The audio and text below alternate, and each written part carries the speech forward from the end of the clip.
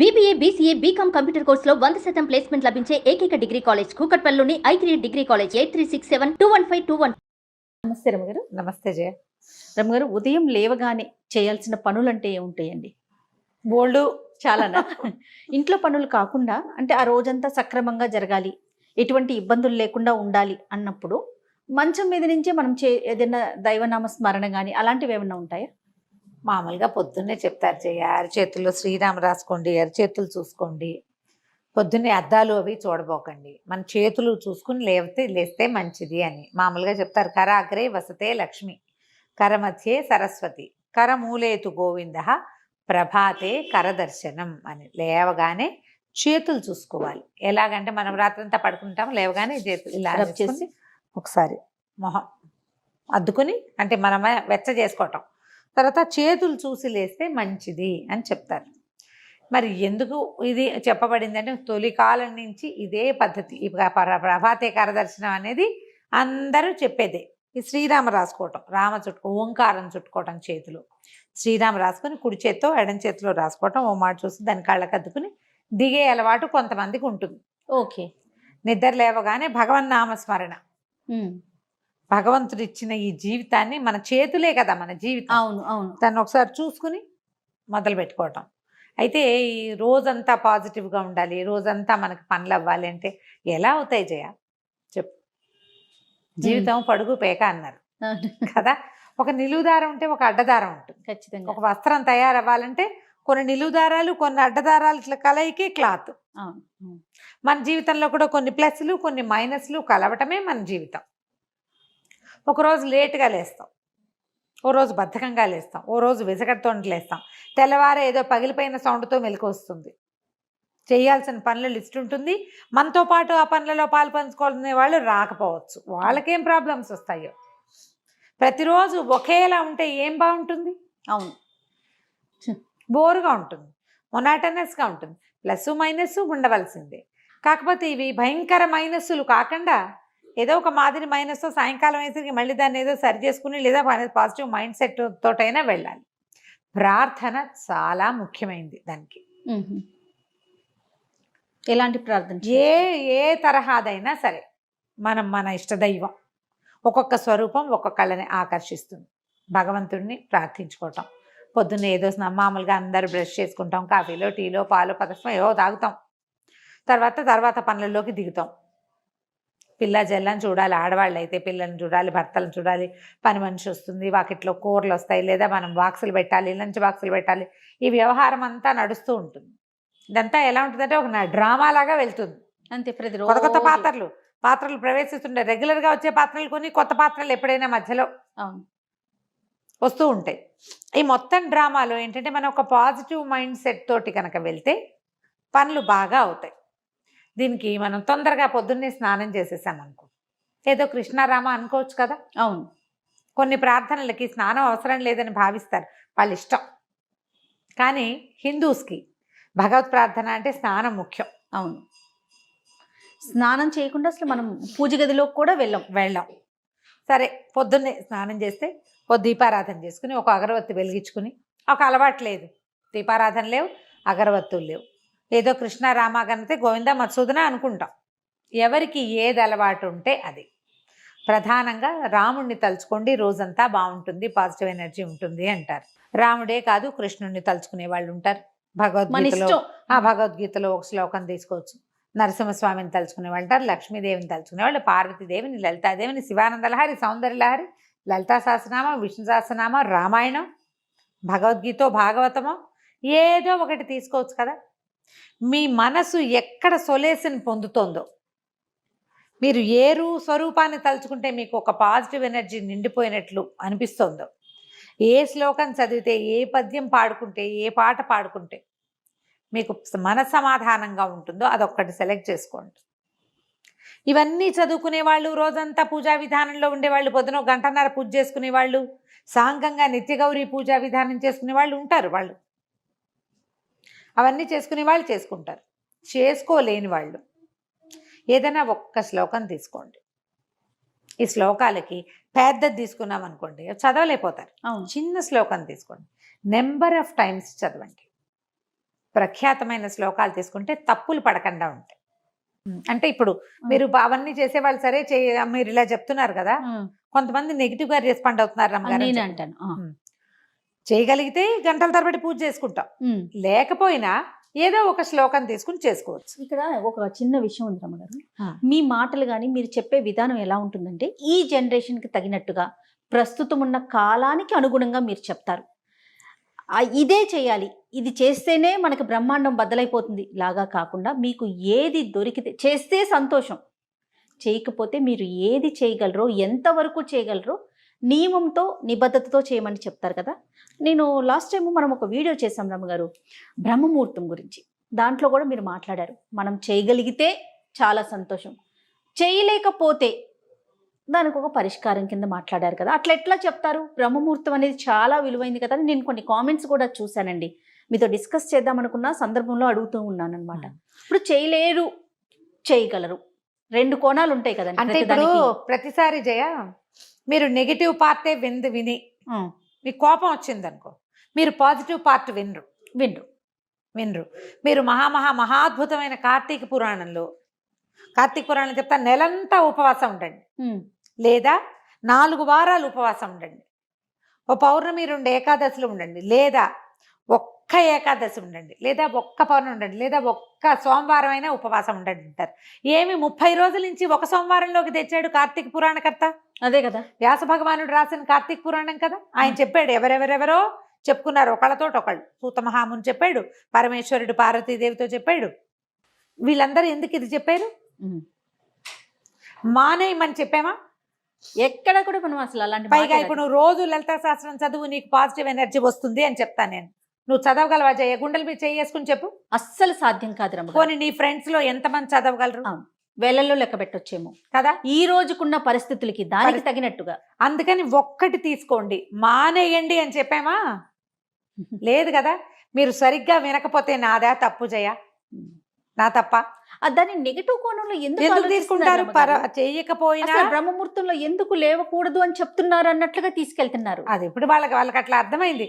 ఏంటంటే ఇప్పుడు పైగా ఇందులో ఇంకోటి ఉంది జయ. నాకు కూడా ఒక మెసేజ్ ఇలాంటిది వచ్చింది. ఆవిడ నాకు చెప్పారు, మా ఫ్రెండ్స్ అంతా రమగారు ఏం పూజకలు చేయక్కర్లేదు అంటున్నారు, మీరు ఇంత పూజ చేయొద్దన్నారు అన్నవాళ్ళు ఎవరో. మరి నాకు విచిత్రంగా ఉంటుంది. పూజ చెయ్యొద్దని చెప్పానా నేను ఎప్పుడైనా?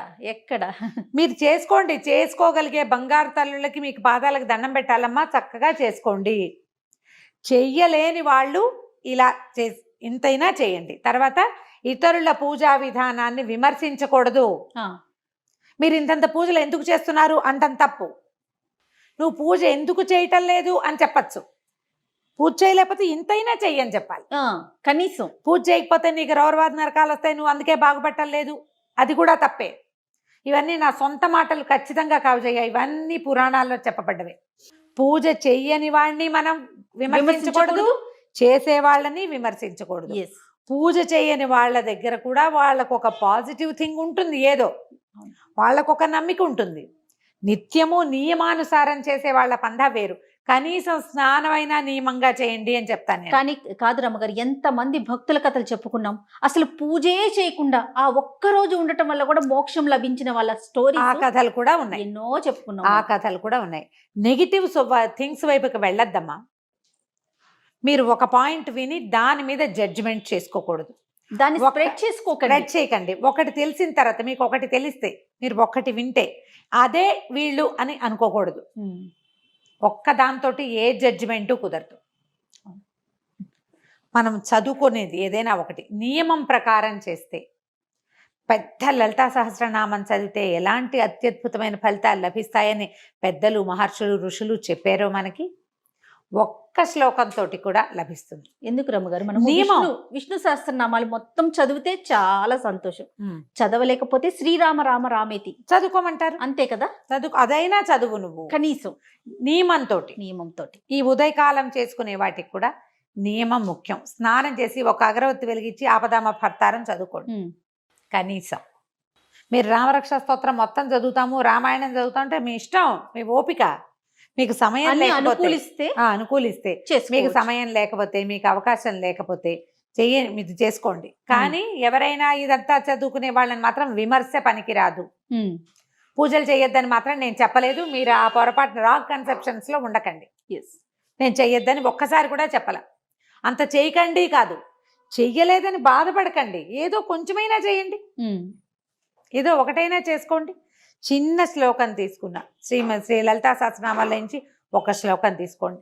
శ్రీమాతా శ్రీ మహారాజ్ని శ్రీమత్ సింహాసనేశ్వరి చిదగ్నికుండ సంభూత దేవకార్య సముద్యత, ఒక్క శ్లోకం అంతే.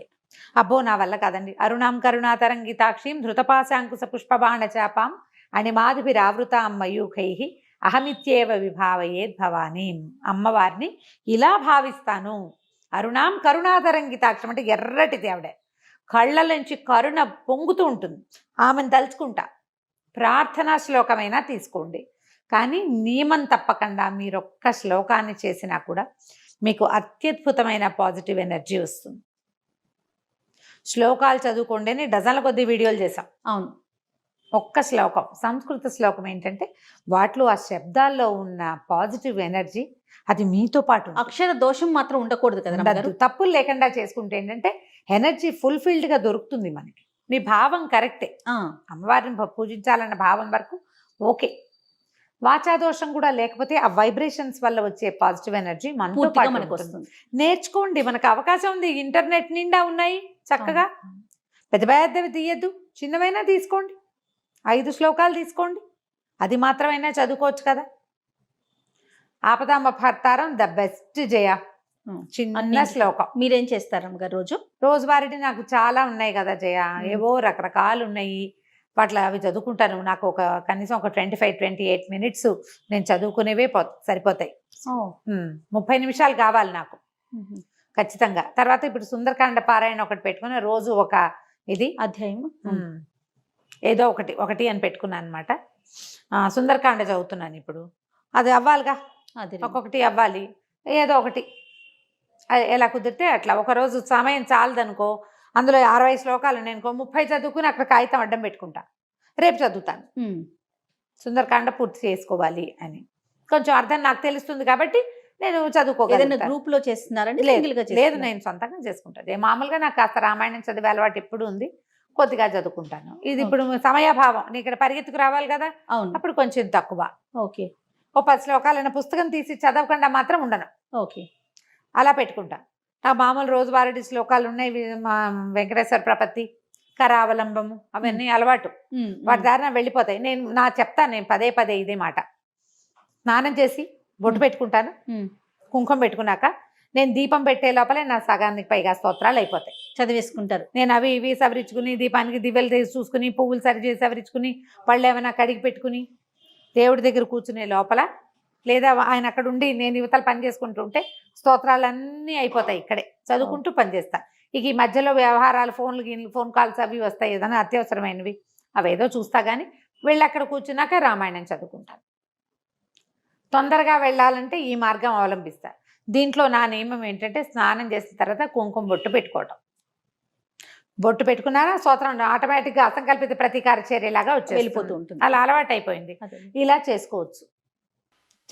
మీరు దేవుడి దగ్గర కూర్చునే ఇంతసేపు దేవుడి ముందే కూర్చోవాలా అన్నదేం పెట్టుకోబోకండి. కుదిరిందా కూర్చోండి, కుదరకపోయినా ఇతర పనులు చేసుకుంటూ, ఇంకా స్నానం చేశాక నేను చీపుళ్ళు ముట్టుకోను, వాకిల్లో డస్ట్బిన్లు ముట్టుకోను, తర్వాత ఏమో ఏమంటారు విప్పేసిన బట్టలు ముట్టుకొని వాషింగ్ మెషిన్లో వేయడాలు అవి చెయ్యను. నా నియమం అది. కొన్ని నియమాలు పెట్టుకున్నారు, ఇవన్నీ ముందే చేసేస్తా. ఆ పనులన్నీ ముందే అయిపోతాయి. ఆ తర్వాత ఇంకా శుభ్రాలు అవి పెట్టను. ఆ గిభ్రాలు మొత్తం అయిపోవాల్సింది. దీపం పెట్టుకున్నాక అవసరమైతే ఏదైనా పని కావాలంటే చేసుకుంటా. ఆ టైంలో ఈ పూజ చేసుకునే లోపల, దీపం పెట్టుకునే లోపల నేను చీపురు కానీ, విప్పిన బట్టలు కానీ, కాళ్ళు దుడుచుకునే పట్టాలు కానీ, వాటి మీద కాలు కూడా పడదు, ఏం ముట్టుకోకుండా చేస్తాను. నాకు నేను పెట్టుకోగలిగిన నియమం అది. నియమం ఏర్పరచుకోండి. ఎప్పుడు కూడా పాజిటివ్ ఎనర్జీకి కావాల్సింది నియమం. అది శారీరకమైన ఫిజికల్ థింగ్స్ కావచ్చు, మనసుకైనా కావచ్చు. నియమం పెట్టుకోండి. ప్రధానమైందమ్మా, పూజలు చేసే వాళ్ళని, పూజ చేసుకునే వాళ్ళని, ఇంత పూజ ఎందుకు చేస్తున్నావు అని ప్రశ్న వేస్తే 1,00,000 ప్రశ్నలు వేసిన పాపం వస్తుంది. 1,00,000 ఒక్కళ్ళని అడిగితే 1,00,000 మందిని అడిగిన పాపం వస్తుంది. పూజ ఎందుకు అని ప్రశ్నించద్దు, తప్పు. పూజ చేసుకోండి. ఇంకొకళ్ళని నన్ను కోట్ చేసి ఆవిడ వద్దన్నారని నేను వద్దని చెప్పలేదమ్మా, నేను వద్దని చెప్పను. నేను నాకే అరగంట పడుతుందని నేను చెప్తున్నాను. అవును అవును. నాకు అరగంట పట్టేటప్పుడు నేను ఒకళ్ళకి వద్దని ఎందుకు చెప్తాను? నేను అరగంట కూర్చుంటే ఆయన గంట కూర్చుంటారు. అదే కదా. ఆయనది గంట ఉంటుంది, మరి నేను ఎందుకు అంటాను అట్లా? అదే ఒక పాయింట్ దగ్గర ఆగిపోకుండా కొంచెం ఆగిపోకుండా. మొత్తం వినగలిగితే బాగుంటుంది. మొత్తం విని మీరు ఒక కన్క్లూషన్కి వచ్చేయకండి. అసలు నేనేం చెప్పానో వినండి మొదట. విషయం ఏంటి, దేని గురించి చర్చించుకున్నామో తెలిస్తే అది బాగుంటుంది. ఆపదామభర్తారం తీసుకోండి. పెద్ద మంత్రాలు శ్లోకాలు రాని వాళ్ళు స్నానం చేసి దేవతార్చన ఒక దీపారాధన పెట్టుకోను, లేదా ఒక అగరబత్తి వెలిగించుకుని 2 పువ్వులు దేవుడి దగ్గర పెట్టి ఆపదామభర్తారం శ్లోకాన్ని మీరు 11 సార్లు కూడా చదువుకోవచ్చు. ఓకే. మీకు ఇంకా ఏదైనా కుదిరితే అది. మనకేంటంటే సాధారణంగా చెప్తారు జయ, కాస్త డబ్బులు ఇబ్బందులు ఉన్నాయి, ఉద్యోగంలో సెటిల్ అవ్వలేదు, అలాంటప్పుడు కనకధారాస్తవం చదువుకోమంటారు పెద్దవాళ్ళు. కనకధారాస్తవం చదువుకోవచ్చు. మీకు అన్నిటికీ భయంగా ఉంది, టెన్షన్ ఫీల్ అవుతున్నారు, అప్పుడు దుర్గా సప్తశ్లోకి చదువుకోమంటారు. పిల్లలకి తరచుగా కళ్ళు వస్తాయి, బెదురుతారు, స్కూళ్ళలో భయపడుతూ ఉంటారు, ఎగ్జామినేషన్స్ అంటే భయం, ఆంజనేయ స్వామికి సంబంధించిన శ్లోకాలు, హనుమాన్ చాలీసా లాంటివి నేర్చుకోవచ్చు, చెప్పచ్చు. ఇలా పెట్టుకోండి ఏదో ఒక నియమం. లేదా శుక్రవారం లక్ష్మీదేవికి, మంగళవారం దుర్గాదేవికి, ఇలా లెక్కలు.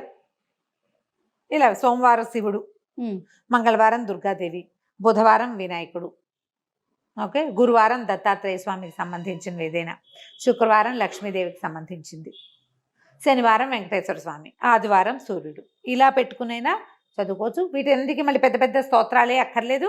శ్లోకాలు ఒక్క శ్లోకం తీసుకున్నా ఆ రోజంతా అది మనన చేసుకోండి. ఖాళీగా ఉన్నప్పుడు మీకు పాజిటివ్ ఎనర్జీ మీతో పాటే ఉంటుంది. తప్పకుండా అండి. నమస్తే. నమస్తే.